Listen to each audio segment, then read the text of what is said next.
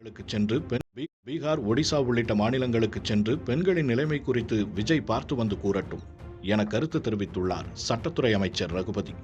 தமிழ்நாட்டில் பெண்கள் பாதுகாப்பு தொடர்பாக தவேக தலைவர் விஜயின் அறிக்கை குறித்து செய்தியாளர் எழுப்பிய கேள்விக்கு இப்படி பதிலளித்திருக்கிறார் அமைச்சர் ரகுபதி. விஜய் என்றில்லை, பெண்களின் பாதுகாப்பு குறித்து யார் கேள்வி எழுப்பியிருந்தாலும் இவ்வாறு பதிலளிப்பது சரியா? இப்போது மட்டுமல்ல, ஆட்சிக்கு வந்த எதிர்க்கட்சி தலைவராக இருந்த ஸ்டாலின் கையில் கருப்பு பதாகை ஏந்தி போராடியதும் குறிப்பிடத்தக்கது. அப்போது என்று வெளியிட்டிருந்தார்.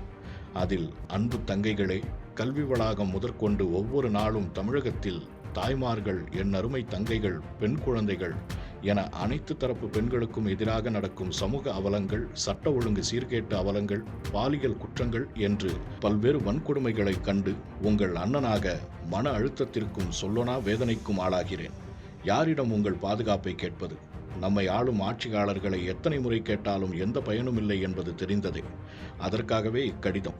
எல்லா சூழல்களிலும் நிச்சயமாக உங்களுடன் நான் உறுதியாக நிற்பேன். கவலை கொள்ளாமல் கல்வியில் கவனம் செலுத்துங்கள்.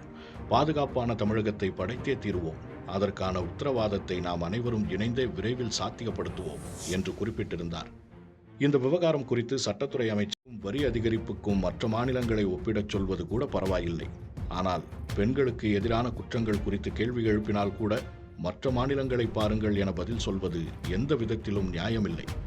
வளர்ச்சி திட்டங்களுக்கு இந்தியாவின் மற்ற மாநிலங்களுக்கு முன்மாதிரியாக இருக்கிறோம் என மார்த்தட்டிக் கொள்ளும் இதே ஆட்சியாளர்கள் குற்றங்களுக்கு மற்ற மாநிலங்களை ஒப்பிட்டு நிம்மதி கிடைச் சொல்வது எந்த விதத்திலும் நியாயமில்லாதது என்கிறார்கள் அரசியல் விமர்சகர்கள்.